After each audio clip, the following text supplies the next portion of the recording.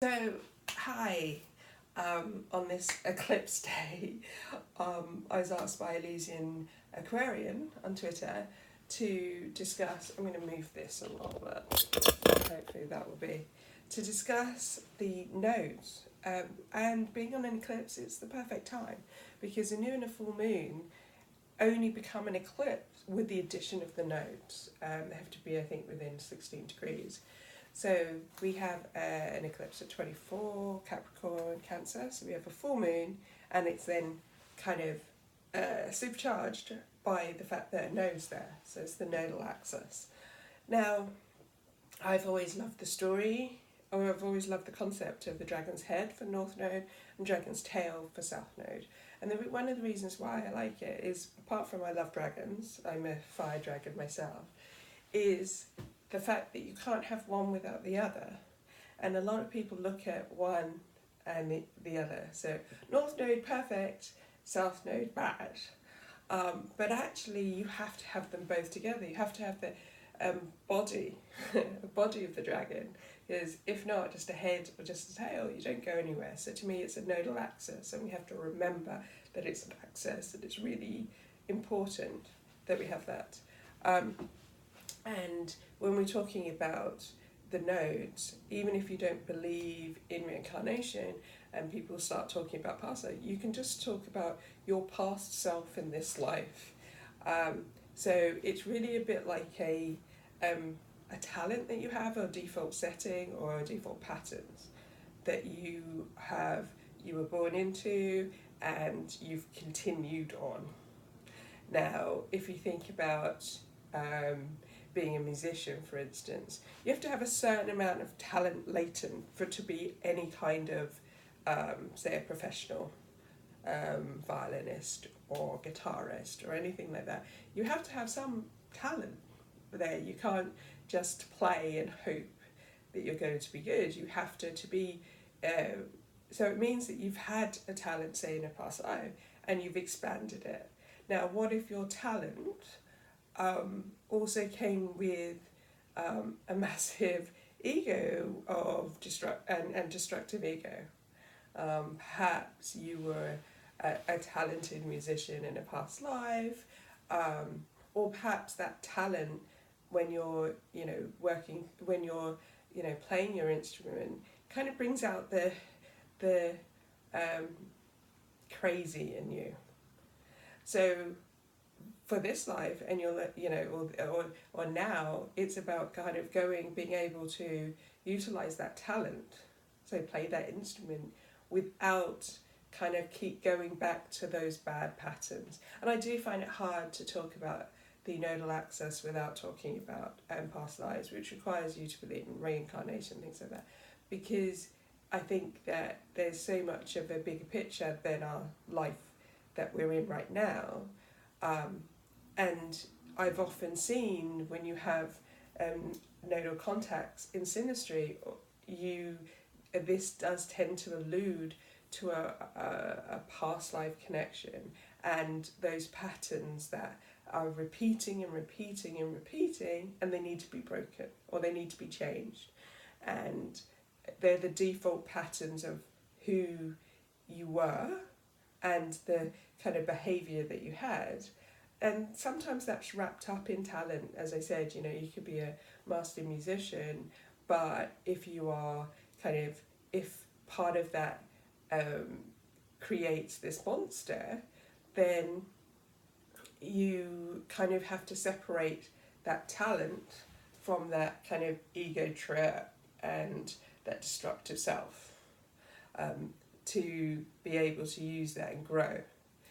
So if we look at another way of taking out the musician thing, because I'm probably not explaining that very well, I'm in the sun randomly.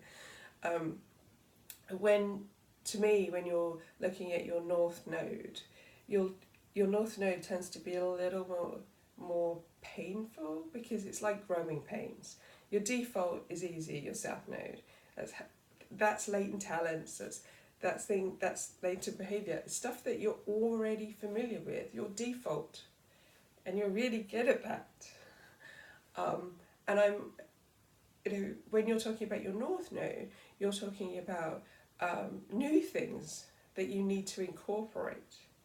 And because of that, you have to kind of go, okay, how do I move forward? Because it's a little bit, it's when you stretch yourself, when you are growing up, even as a kid, it's it's painful. You have experiences, and it's not as comfortable as the south node, so it's easy to default into that behavior because that's a comfortable. We don't even have to think about it. You have to think about going to your north node. You have to think about reaching that. But at the same time, as I said, dragon's head, dragon's tail, you have to kind of find the middle ground. And I always think the nodal bendings, and I don't know who came up with that concept, but I know that there's quite a few websites about it. I'm sure Stephen Forrest has a big thing about the nodal bendings.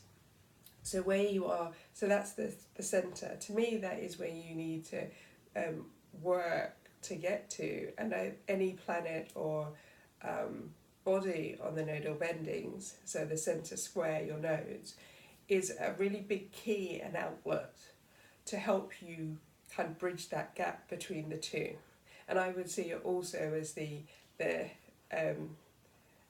sign there is the one that will kind of help you work out how to balance the two. So I look very much at eclipses as game changers, and because they are connected to the nodes are very powerful in the sense that they are about our soul direction. What should we be doing and what shouldn't we be doing? And if you work with prenatal and postnatal eclipses, then they are very much linked to soul groups and soul families. What are you here to do? And the nodes are very much part of that bigger picture. So even though they are both individual, they are also a little bit wider than that. They are directly connected to your soul's purpose, but they don't always say, depending on what planets are aspecting them, depends on how prominent and how hard it will be to move from one to another, how easy it is to sit in your south node, how difficult you can feel on your trying to go to your north node, because if you've got a planet, say your south node, it is where your familiar behaviour is. It's easy to resort to that. But if you're on, and it's harder to get to your north node. If you've got something in your north, right conjunction north node, it can be a little bit difficult because you have to get through those growing pains, and especially if it's your sun, which is identity, you have to kind of get through all of that stuff and plough forward, and you're going to be pulled, like artificially pulled along to get to kind of your north node, and it's going to be painful. Or some people find that they actually struggle to get to it because they struggle with their, say I'm using the sun as an example, with their identity, because they don't want to do that whole stretching yourself to get to who they should be and their identity, because they're really easy. It's easier to sit in the south node, so they end up trying to be someone else, and the eclipses will reset you. So when I say game changers, they come along and they go, okay, how is this going in your whole purpose here? Oh, you've kind of not done, you're a bit off base. Oh, it's this situation. So how about we remove this situation for you to help you move on?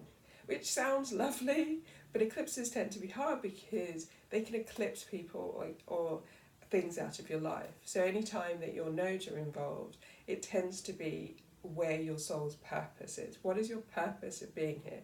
And it sounds very lofty, but I don't think it's not often that lofty. It can just be, your soul wants to be happy. It wants to experience that. But actually, what makes it happy? And that direction, that's why it's not just, that's why it's hard to talk about your nodes without talking about the bigger kind of picture, is because they are kind of the one consistent thing that you have in many lives. So I'm not saying the consistent signs, but they are something that is very consistent through your lifetimes. And there is this, bigger picture of what you should be doing for your soul and what will make your soul happy. And that's kind of how I see the nodes. But you can't have one without the other. You have to find balance between the two. You have to take on your old kind of your defaults, the things that you're good at. So, latent talents and things like that, without having to take the restricting behaviours that go along with it as well. And you have to still get to your north node. So you need to take it from the south node, and you need to be able to utilise it with your north node as well, and having that blend. So it's a quite a rambling video today, but nodes are very exciting. But as a concept, it's hard to talk about them without delving into much bigger issues. As I was talking about briefly in the soul groups and things like that, your nodes are very important for one of those reasons. The eclipses are important for that. You will have important people turn up on eclipses. You'll have important people kind of disappear because they're not helping your purpose going forward in eclipses. So eclipsed out. They'll suddenly, or certain situations will be eclipsed out because they aren't helping you. That it's like when you say, I really want to move from this job, I really want to move from this job, I hate it. And you don't do anything about it. An eclipse can come along and go, well, actually, it's not helping you. Eclipse it out. So if you're you lose your job dramatically, because they tend to happen very quickly, you won't feel it's great. Maybe until a year or so later. So just be careful what you wish for. But also, these are very potent times when you have eclipses.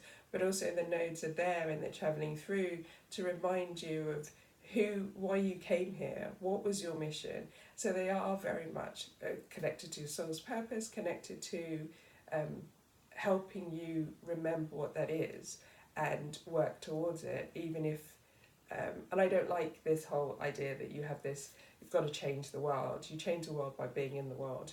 And whatever your purpose is depends on your nodal axis and what connects to it. Now, I might go a little bit further into it because it's kind of I'm debating how deep to go into it, because we're talking about soul's purpose and people love that idea because they feel they have a big mission. But sometimes it's just your lifetime here, what makes your soul happy. But if you want to hear more, I will quite happily ramble some more. Have a great eclipse, and I will do more videos soon. Thanks.